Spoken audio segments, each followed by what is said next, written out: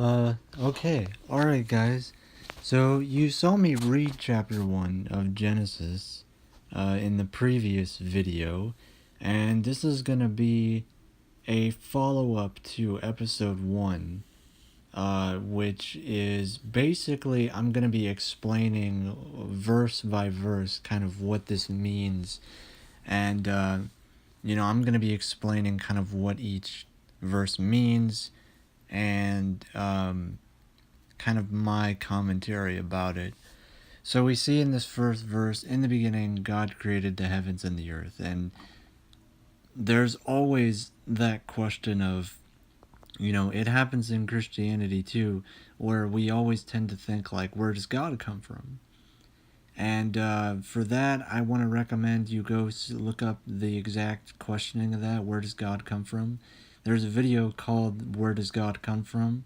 And it shows an actual debate between a creation kind of view and from a scientist point of view. And Dr. Ken Hovind actually gave a pretty good answer that if God comes from something, that means he is not of what I believe he is, because that would imply he's not an infinite being, but rather he is a material being, and that's simply not what Christians, at least in terms of, God, what we believe in, and we believe that God is an infinite being. So, I thought that was a pretty great response, and, I never thought about it that way, but, you know, um, anyway, let's go. So basically, God creates the heavens and the earth, right? So that's pretty self-explanatory. I think most people kind of know what heaven is, or they have sort of a picture of kind of what heavens, or when it says the heavens, it means like paradise, or so most people think of like clouds and nice things. That's basically what it is, right? All right, so then we see, and the earth was waste and void, and darkness was upon the face of the deep, and the Spirit of God moved upon the face of the waters. Now, this is kind of confusing, but what it's basically saying in the best translation I can give is that basically there was no earth. It's just rubbish. It's garbage. There's nothing there, and it says darkness was upon the face of the deep, meaning that there's just darkness, right? I found an interesting connection between that and the Big Bang Theory, the idea that there was just nothing that existed, and then something happens. So that's kind of like what the idea is. Um, and it's basically saying, darkness, just everyone kind of knows what it is to be in a dark room. Well, just imagine that it's dark everywhere. That's what it's talking about. And basically, it says that the Spirit of God moved upon the face of the waters. Now, it says the face of the deep. So, what that's talking about is, I guess, there's this water, and I found it kind of weird to think about water, since water is a liquid, and liquid usually has to be in some sort of container, right, to actually have some sort of shape. Well, then I just thought, if there's nothing there, then how is there water? And I guess there's just this water kind of floating around, and, God kind of moves over this water. Okay, moving on to the third verse. And God said, "Let there be light," and there was light. That's pretty self-explanatory, right? He makes light. And God saw light, and that it was good, and God divided the light from the darkness. And God called the light day, and the darkness he called night. And there was evening, and there was morning, one day. So basically, he creates light, meaning the sun, and he calls that light day, and in the darkness he calls night. And basically there's an evening and there's a morning. So if there's an evening and there's a morning, that must mean that time has now passed, and now there's one day. And it's interesting to point out that just like Dr. Ken Hovind said, God was there before time existed, thus proving he is an infinite being. Alright, so he's created, I guess, he's moved over these dark waters in a very formless area, and he's created the sun, and he's kind of created light and darkness, so day and night. And now there's just one day, right? Okay. And God said, "Let there be a firmament in the midst of the waters, and let it divide the waters from the waters." And God made the firmament, and divided the waters which were under the firmament from the waters which were above the firmament, and it was so. And God called the firmament heaven. And there is evening and there is morning, a second day. So what just happened here? Why is there firmament? What does that mean? Well, firmament is kind of like, I guess you could say, a ceiling. So God has taken these waters, and notice how he divided them into two, right? To divide means to cut something in two, right? He divided these waters from the waters. And so he makes waters above the firmament, and he divides it from the waters below the firmament. And what I imagined God was doing there was making a spear, and the waters above the firmament would kind of be like the sky, except God calls that firmament heaven, as we can see right there in verse 8. So, and obviously there's evening and there's morning, so we have time, we have night and day, right? So now we kind of have like a spear going on, and we have these waters which represent heaven, and represent the sky, and he separated them from these other kind of waters which are below kind of heaven, right? Okay, moving on. And God said, "Let the waters under the heavens be gathered onto one place, and let the dry land appear." And it was so. And God called the dry land earth. And the gathering together of the waters he called seas. And God saw that it was good. And God said, "Let the earth put forth grass, herbs yielding seed, and fruit trees bearing fruit after their kind, wherein the seed thereof upon the earth." And it was so. And the earth brought forth grass, herbs yielding seed, and their kind, trees bearing fruit, wherein the seed thereof after their kind. And God saw that it was good. And there is evening and there is morning, a third day. So God has now created, he's created night and day, basically the sun, which dictates night and day. He's created these waters in the sky, which is heaven, right? And he's created the waters below. He has formed the earth, right? And now basically on the third day, he has created dry land. So now think of like, Pangea, if you will. I don't actually know how God created dry land. I just know that there is dry land. And on that land, we see that he planted grass, herbs, and fruit trees. And what this all means when it says like herbs yielding seed, fruit trees bearing fruit after their kind, wherein the seed thereof upon the earth, and it was so. What this is basically saying in the short version is basically God has made bushes and shrubs and fruit trees, and they have all planted seeds of their kind into the ground, and they've grown. And that must imply for seeds to grow that there must have been rain, or there must have been very rich soil for them to grow. And that then there's evening and morning and there's a third day, right? Okay. And God said, "Let there be lights in the firmament of heaven to divide the day from the night, and let them be for signs and for seasons and for days and years, and let them be for lights in the firmament of heaven to give light upon the earth." And it was so. And God made two great lights, the greater light to rule the day, and the lesser light to rule the night. He made the stars also. And God set them in the firmament of heaven to give light upon the earth, and to rule over the day and over the night, and to divide the light from the darkness. And God saw that it was good. There is evening and there is morning, a fourth day. So he's created basically the sun. He's created light. He doesn't really say the sun. He just created light. So he has day and night. He's created heaven, formed the earth, created dry land, created fruit trees, shrubs, and bushes, and had them planted, and now they're growing too. And on this fourth day, he created essentially the stars, the light in the firmament of heaven. I try to imagine heaven as like this great light that is. Have you ever kind of shined light from behind a paper and it shows through on one side of the paper? Well, that's kind of what I imagine what God is doing here.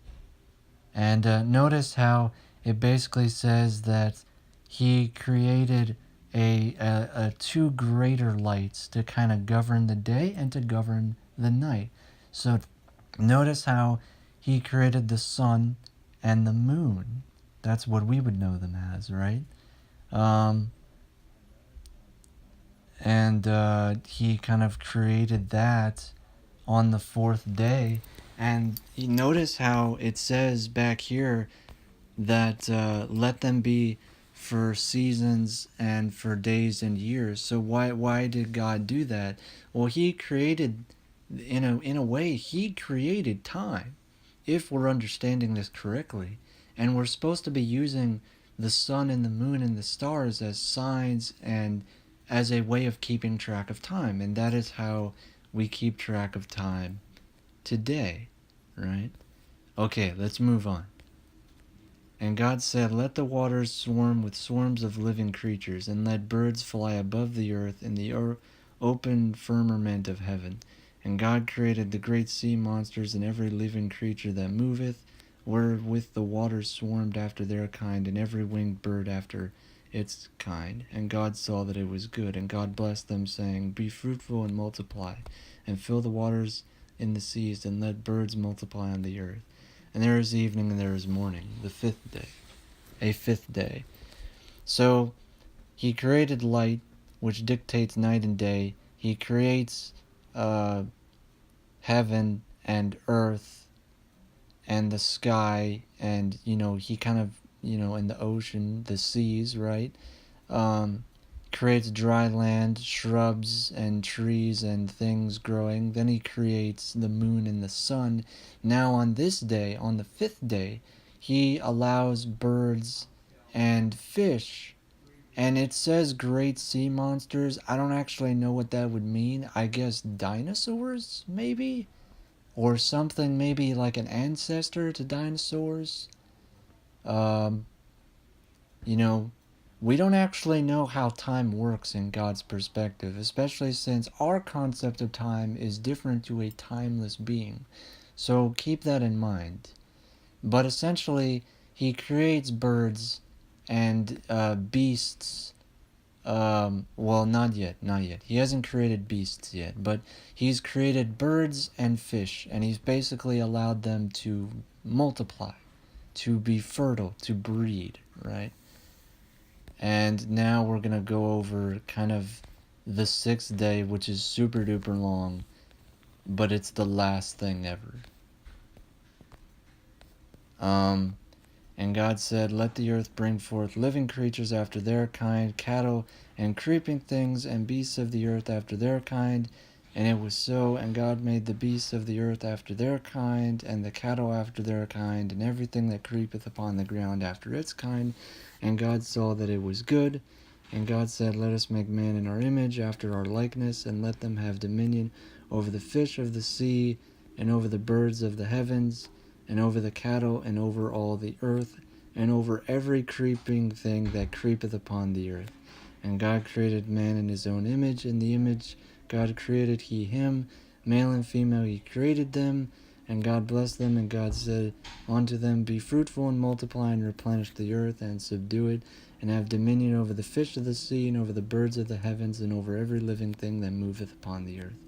And God said, behold, I have given you every herb yielding seed, which is upon the face of the earth, and every tree in which is the fruit of a tree yielding seed. To you it shall be for food, and to every beast of the earth, and to every bird of the heavens, and to every thing that creepeth upon the earth, wherein there is life. I have given every green herb for food.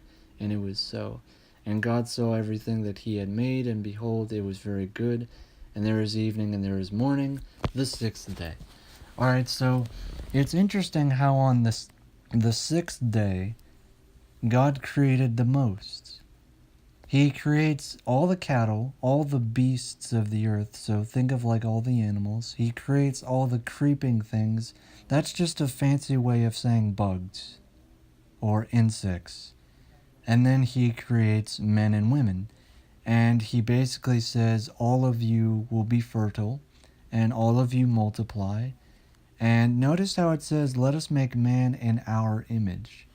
I always found that interesting, because it never says, let us make man in my image, our image. And so I wonder, what does that mean? Does that mean that, God is in some other form, like our image? Is he speaking to himself? So what does that mean? He never said, let us make man in my image. He said our image. So is he talking to angels? Like, I don't actually know. But we can only assume from that basically we look like God. God made us like he looks, basically. And not only does he just make us look like him, but an added bonus, he tells us to have dominion over the fish of the sea, and over the birds of the heavens, and over all the cattle, and over all the earth, and over every creeping thing that creepeth upon the earth. And what that means to me is that God essentially made us to be the dominant species. That's kind of the implication that, hey, go out there and be dominant over these creatures that I made. And, speaking as if I'm God here, but that's basically what he's saying. And that, your kind of group of people, you're going to be like me. You're going to dominate this earth and all the birds and all the cattle and all the creeping things. So essentially that means not only to be dominant, it's not like you crush things, but it also, to me, means that to be dominant is, in terms of a food chain, is to be the dominant species and to just be on top of everything. That's kind of the idea. And even then, after he creates man and women, he says, be fruitful, multiply, and replenish the earth and subdue it. And again, and have dominion over the fish of the sea, and over the birds of the heavens, and over every living thing that moveth upon the earth. And then basically God says that, to the men and women that he made, that, hey, I've given you all this food, I've given you all the plants ever over the face of the earth, I've given you every, fruit tree ever to exist, and that it's going to be food for you. And for every beast and bird and creeping thing on the earth, they're going to feed on the plants. But notice how it doesn't say anything about, us just eating from the fruit of the tree. He just basically says, I've given you all these plants that you can eat from. But before that, he said, dominate over all these creatures, which basically means eat them. And, be control them. That's the idea there that I get. And, basically, once we continue on, basically the plants also provide food for the animals as well. And basically God looks at everything he made and he's pretty happy with it. And I think later on we'll talk about how on the seventh day he rested. And notice how many days are there in a week? There are 7, right? And how do we know that there are 7 days? Because we base them off the Bible, right? Monday, Tuesday, Wednesday, Thursday, Friday, Saturday, Sunday. Well, God just made the world in 6 days. Now, when we talk about the Big Bang Theory later on, maybe our concept of time and making things in 6 days, that's God's perspective. God is so great, He made the world in 6 of our days. Now, we can only assume that that's 6 days in terms of our time, but as we know from the Big Bang, there's this whole process, the earth has to form, bacteria have to form, and, it takes a long time. But like I said, maybe 6 of God's days aren't 6 of our days. We understand them to be 6 days, but anyway. So yeah, that's basically chapter 1. That's my commentary. The whole point of this story is to just talk about God creating the heavens and the earth. That's all it means. I hope it was enjoyable. I know I probably took a long time, but it takes a long time to kind of translate what this means. So I hope you enjoyed it. It's been awesome. It's been real. I'll see you guys not next week because we'll be doing the podcast next week. And we'll be doing things with that, but the following week we'll be kind of focusing on that. So anyway, this is KOS Venture, otherwise known as Rebel 80, and this is me signing off.